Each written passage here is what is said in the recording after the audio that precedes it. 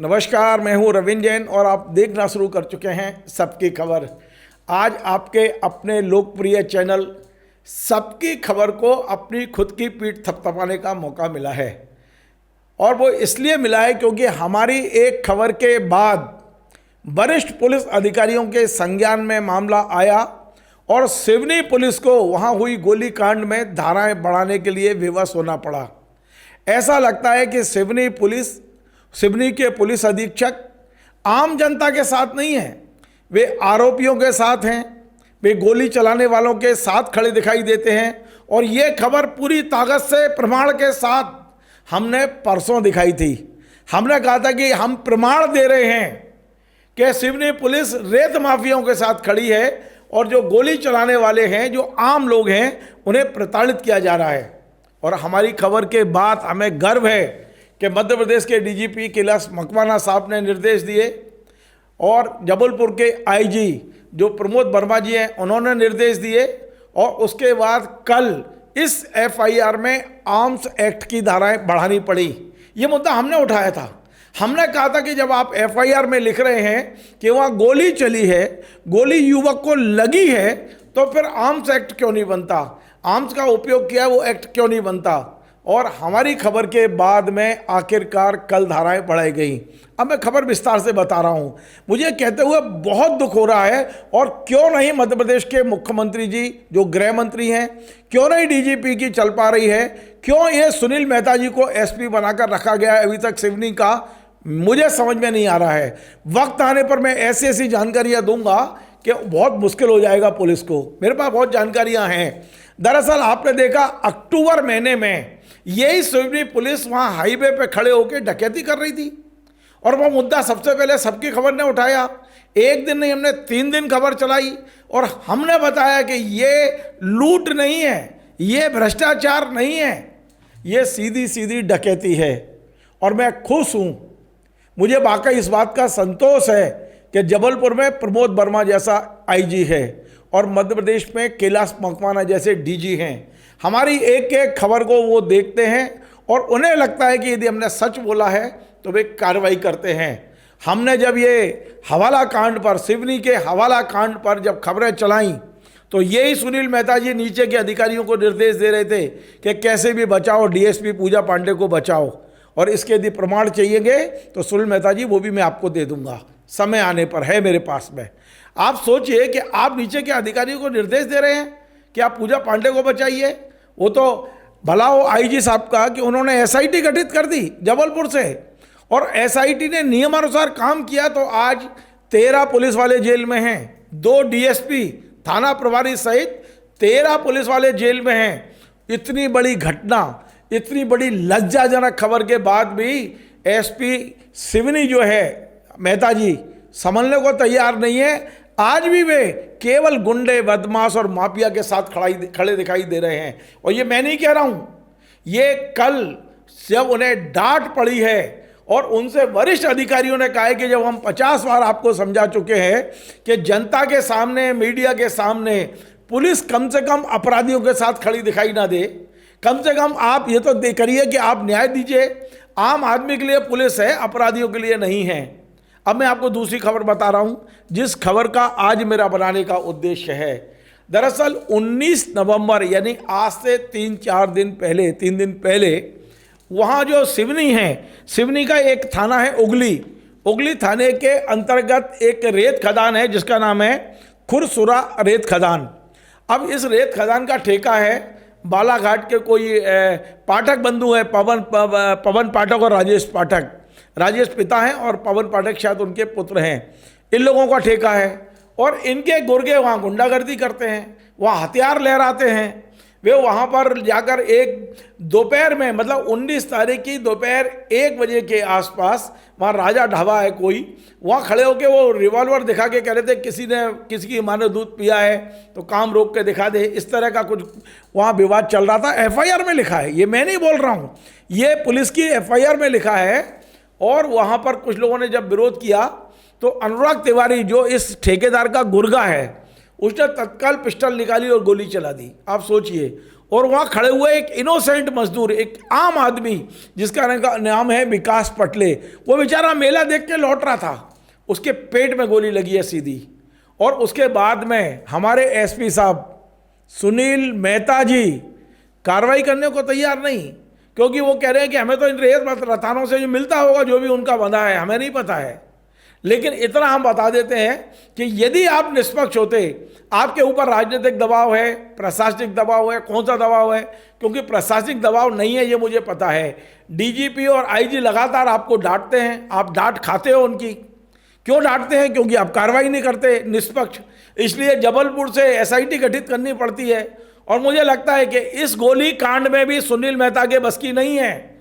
आप एसआईटी गठित करिए इसमें भी आईजी साहब, तभी इसमें न्याय मिल पाएगा। जिस व्यक्ति के पेट में गोली लगी है वो नागपुर में भर्ती है और वो जीवन मृत्यु से जूझ रहा है।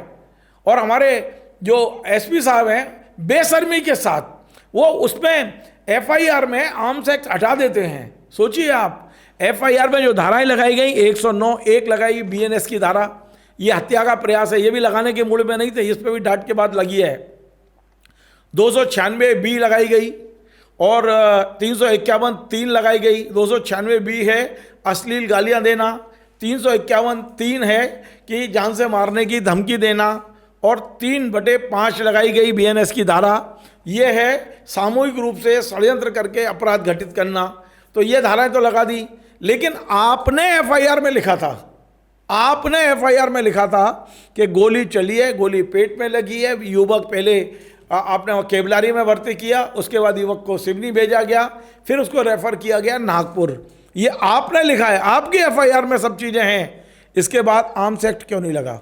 हमने परसों खबर बनाई और हमने कहा कि पुलिस अधीक्षक और पुलिस रेत वालों के साथ खड़े दिखाई दे रहे हैं। उसके बाद अधिकारियों ने हमारा कार्यक्रम सुना, क्योंकि अधिकारियों ने एफआईआर नहीं पढ़ी थी। और आपने उस युवक के परिवार को कितना आतंकित करके रखा है। जो नागपुर में मौत से जूझ रहा है, उसके परिवार मीडिया को बयान नहीं दे सकते, और उनने बयान दिया, उन बयानों को वापस करवाया है एसपी साहब ने। 2 पुलिस वाले वहाँ खड़े कर दिए गए कि परिवार का कोई व्यक्ति इंटरव्यू नहीं देगा।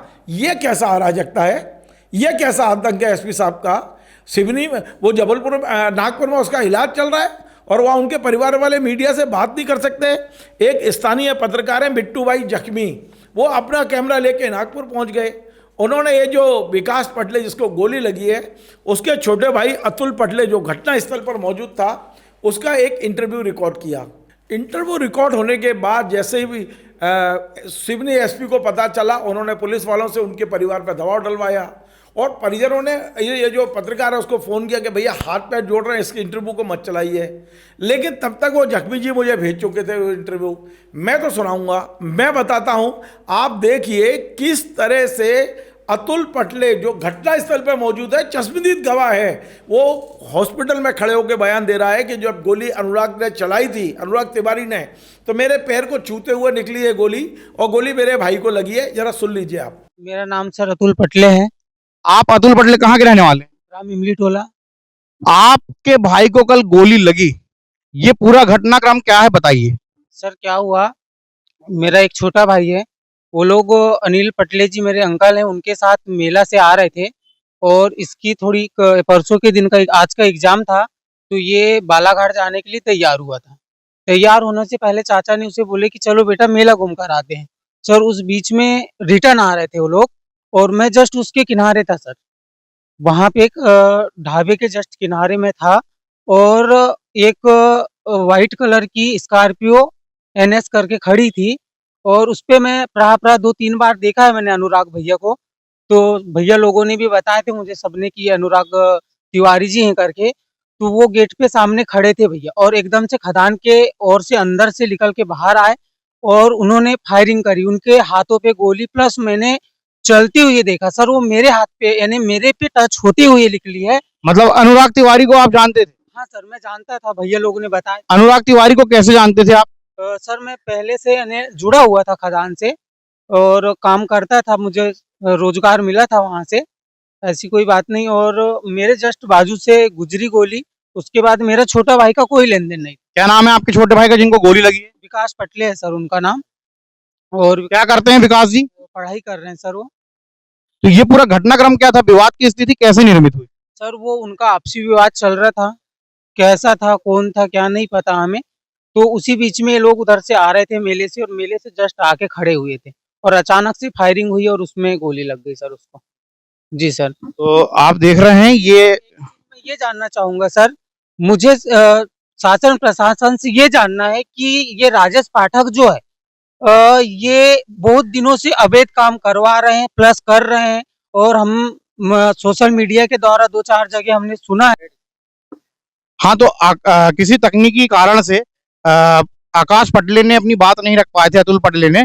तो अतुल पटले जी, हाँ सर, तो मैं वही जानना चाहता हूँ शासन प्रशासन से कि इसे यानी कि उससे ब्लैकलिस्ट कर दिया गया है, इनकी कंपनी ब्लैकलिस्ट में जा चुके हैं। ये खुद कर्जदार है उस चीज के, और उसके बाद भी ये इसके उसके ऊपर वो सॉरी बोलना चाहिए, क्या प्रशासन से इनको ठेके मिल जाते हैं। प्रशासन से उनको ठेके मिल जाते हैं, और आम जनता को ये इस तरह परेशान कर रहे हैं, चाकूबाजी गोली मार रहे हैं, किसी को कुछ कर रहे हैं।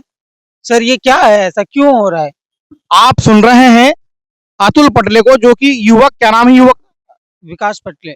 विकास पटले, जिसको गोली लगी है, ये इसके बड़े भाई हैं अतुल पटले।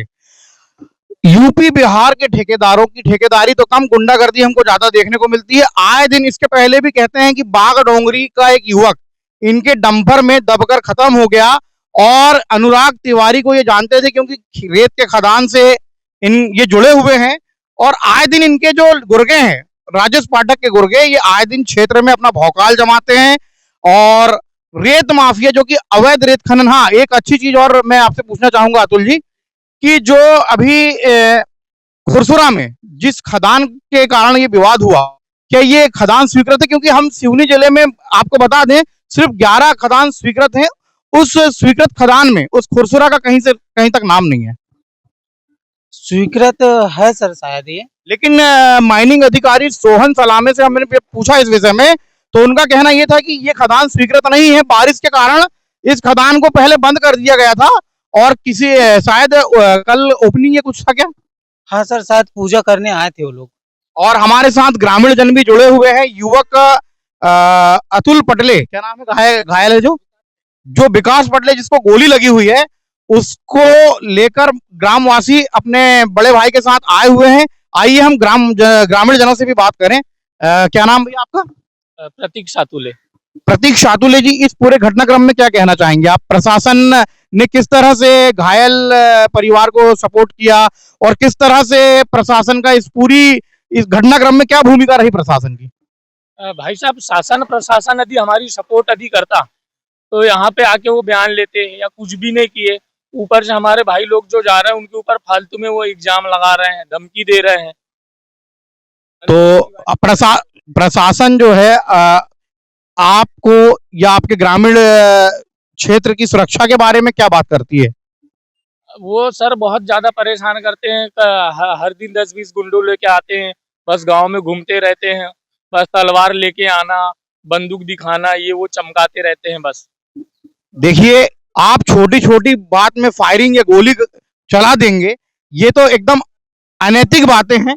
और ये अनैतिक बातों से प्रशासन मौन है, प्रशासन अंधा है। युधिष्ठिर की तरह सारी चीजें प्रशासन देख रहा है। हम आपको बता दें, हमारे सूत्र तो यहां तक बता रहे हैं कि प्रशासन जो राजेश पाठक जो है, इनको बचाने का प्रयास कर रही है, क्योंकि प्रशासन के जो कर्मचारी हैं उनको अच्छा खासा रकम राजेश पाठक के द्वारा दिया जाता है। क्योंकि इस खदान में जो है राजेश पाठक एक शिकंडी की तरह अपना हक जमाना चाह रहा था, क्योंकि अनुराग तिवारी तो सिर्फ उसका मोहरा है, लेकिन इसमें मेन आरोपी जो है ये राजेश पाठक को बनाना चाहिए। क्योंकि राजेश पाठक के खिलाफ और उनके गुर्गों के खिलाफ लोग क्षेत्र के थाना जाते भी हैं शिकायत पत्र लेकर, लेकिन प्रशासन जो है मुख दर्शक बनकर जो शिकायत करने इनकी जाता है, प्रशासन उन्हीं को गुमराह करके उन्हीं को आरोपी बनाने की धमकी देता है। तो यहां तक खौफ है राजेश पाठक के मनी पावर का। तो आगे की खबरों के लिए आप बने रहें प्राइम्स टीवी न्यूज में। मैं प्राइम्स टीवी न्यूज से स्वयं भाई बिट्टू जखम। तो आपने सुना वो क्लियर बोल रहे हैं, ये चश्मदीद गवाह हैं। अब मैं आपको सुनवाता हूं। बालाघाट के एक सामाजिक कार्यकर्ता हैं जितेंद्र लिल्हारे, लाला लिल्हारे के नाम से है, और उनका साफ कहना है कि जो कुछ सिवनी में हो रहा है वो सिर्फ रेत माफिया को बचाने के लिए, रेत माफिया और एसपी साहब का जो गठजोड़ है वो इसका पूरा कारण है। आज मैं ये सुना रहा हूं, जरा सुनिए, थोड़ी तीखी है, 2-3 मिनट की बात है, सुनना चाहिए हमको कि आखिरकार पुलिस अपराधियों के साथ खड़ी क्यों दिखाई दे रही है। सुनिए जरा। साथियों, सिवनी गोलीकांड मामले को पूरी तरीके से दबाने के लिए सिवनी के पुलिस अधीक्षक सुनील मेहता लगे हुए हैं। और अब नई खबर वहां से आ रही है, एक जनचर्चा है वहां पर सिवनी में कि पुलिस अधीक्षक जो है सिवनी के सुनील मेहता, उनको वर्दी की कोई परवाह नहीं है, जिस वर्दी के लिए बहादुर लोग अपनी जान दे देते हैं। उनको कानून की कोई परवाह नहीं है, उन्हें परवाह है तो रेत चोर, रेत माफिया राजेश पाठक और उसके आदमी अनुराग तिवारी को बचाने की। इस पूरे मामले में साजिशकर्ता, षड्यंत्रकर्ता रेत चोर, रेत माफिया राजेश पाठक है, और राजेश पाठक को इसमें जेल में डालना चाहिए, क्योंकि राजेश पाठक के ही आदमी अनुराग तिवारी ने गोली मारी और ठेका भी राजेश पाठक का है। साजिशकर्ता राजेश पाठक है, इसको जेल में डालो। कल यानी दिनांक 20 नवंबर 2025 को सिवनी के एक सच्चे अच्छे पत्रकार बिट्टू भाई जख्म नागपुर में, जहां पर विकास पटले गोली जिस युवक को लगी वो एडमिट है, वहां पर वो गए। वहां पर सिवनी के पुलिस अधीक्षक सुनील मेहता ने 2 पुलिसकर्मी को नियुक्त करके रखा है, और वो परिवार वालों से बात नहीं करने दे रहे हैं, युवक से बात नहीं करने दे रहे हैं। युवक की तो खैर हालत गंभीर है, उसकी मैं बात नहीं करूंगा, मगर परिवार वालों से भी बात नहीं करने दे रहे हैं, और पूरे मामले को वो दबाने की कोशिश कर रहे हैं। और उसमें अपराधी है अनुराग तिवारी, गोली चलाने वाला। अब वो किसी और को अपराधी बनाने के चक्कर में है, और रेत माफिया, रेत चोर राजेश पाठक और उसके आदमी अनुराग तिवारी को बचाने के चक्कर में है। वर्दी जाए तो जाए, वर्दी पे दाग लगे तो लगे। राजेश पाठक, रेत चोर पे दाग नहीं लगना चाहिए, वो जेल नहीं जाना चाहिए। ये लोकतंत्र के लिए बहुत चिंताजनक बात है, और आने वाले समय में अगर ऐसे ही चलता रहा तो और गोली कांड बढ़ेंगे, और विवाद बढ़ेंगे, और कानून व्यवस्था खराब होगी। और ये पूरी कानून व्यवस्था अगर खराब कोई कर रहा है तो वो सिवनी के पुलिस अधीक्षक सुनील मेहता खराब कर रहे हैं। न जाने रेत माफिया, रेत चोर राजेश पाठक से इतना कैसे प्रेम है उनको कि वो लगातार उनको बचाने में लगे हुए हैं। कल बिट्टू भाई जख्मी ने बड़े मुश्किल से घायल युवक विकास पटले के भाई अतुल पटले का स्टेटमेंट हॉस्पिटल के बाहर लिया, और हॉस्पिटल के बाहर अतुल पटले ने स्पष्ट रूप से बताया कि मेरे पैर के पास से गोली गई है और मेरे भाई विकास पटले को लगी है, और गोली मेरे सामने अनुराग तिवारी ने चलाया है। उसके बावजूद सिवनी के एसपी सुनील मेहता पूरे मामले को रफा दफा करने में है, और पूरी कानून व्यवस्था को फिर से सिवनी जिले में खराब करने के वो मूड में है। मैं डीजीपी महोदय से पुनः निवेदन करूंगा कि आप सुनील मेहता को हटाएं। ऐसे भ्रष्ट अधिकारी, पुलिस के भ्रष्ट अधिकारी अगर सिवनी जिले में रहे तो सिवनी जिला कभी भी दहल सकता है, और बड़े कांड होंगे वहां पर। बड़ी गंभीर बात है, एक रेत चोर, रेत माफिया जो ब्लैकलिस्टेड आदमी है, जिसको वर्ष 2020 में मध्य प्रदेश गवर्नमेंट ने 69,92,38,365 करोड़ रुपए के आबकारी के खिसारा नहीं पटाने पर पूरे बाप बेटे सहित ब्लैकलिस्टेड कर दिया है। उस आदमी को सुनील मेहता बचा रहे हैं और पूरी कानून व्यवस्था खराब कर रहे हैं। वो गोली चला रहा है, लोगों को पिटवा रहा है। सुनील मेहता को इसकी कोई परवाह नहीं है। शायद हो सकता है सुनील मेहता सिवनी के एसपी नोटों की बड़ी बड़ी गड्डी रेत माफिया, रेत चोर राजेश पाठक से खा रहे होंगे।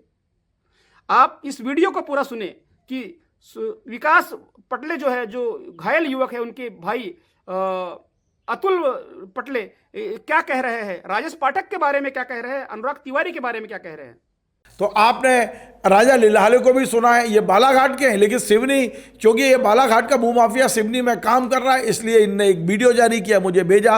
अब मैं जो सिवनी के एसपी हैं सुनील मेहता साहब, अब मैं उनसे मुखातिब होता हूं, और मेहता जी, मैं आपसे आग्रह करता हूं कि यदि इन हमारी तमाम सारी चीज़ों में आपको लगता है कि हम गलत बोल रहे हैं तो आप भी अपना एक वीडियो बना के भेज दीजिए, आप अपना कोई बयान दे दीजिए हमको, या आप हमें कम से कम इतना बता दीजिए कि ये आर्म्स एक्ट की धारा क्यों नहीं लगी थी। इस FIR में लिखा है कि पिस्टल से गोली चली है, गोली बच्चे के पेट में लगी है, युवक के पेट में लगी है, उसका उपचार आपके पुलिस के संरक्षण में हो रहा है, उसके बाद भी आपने FIR में आर्म्स एक्ट की धारा क्यों नहीं लगाई? हमारी खबर के बाद, अधिकारियों की डांट के बाद आपने आर्म्स एक्ट की धारा क्यों बढ़ाई? इसका जवाब जरा आप भेज दीजिए। और यदि हमने कुछ गलत कहा है, चाहे वो डकैती कांड हो, चाहे ये गोली कांड हो, ये सारे आपके संरक्षण में हो रहे हैं, यदि हम कुछ गलत करें तो आप अपना जवाब दीजिए, हम उसको भी पूरा की पूरा दिखाएंगे, ये बात की गारंटी है। SP सिवनी जो भेजेंगे, आज हमने ज़्यादा इसलिए बोला है कि जिस पुलिस को आम आदमी के साथ खड़ा होना चाहिए, वो जब रेत माफिया के साथ खड़ी होती है, वो जब आरोपियों के साथ खड़ी होती है, तब दर्द होता है और हम खबर बनाते हैं। आज हम फिर कह रहे हैं कि आज हम अपनी पीठ थपथपा रहे हैं। सिवनी के हवाला कांड और सिवनी के गोली कांड, दोनों में सबकी खबर को आप देख लीजिए उठा के। हमने आम जनता के साथ खड़े होकर आम जनता की बात उठाई और हमारी खबरों का परिणाम है कि 13 पुलिस वाले जेल में हैं। हमारी खबर का परिणाम है कि आपको आर्म्स एक्ट लगानी पड़ी है।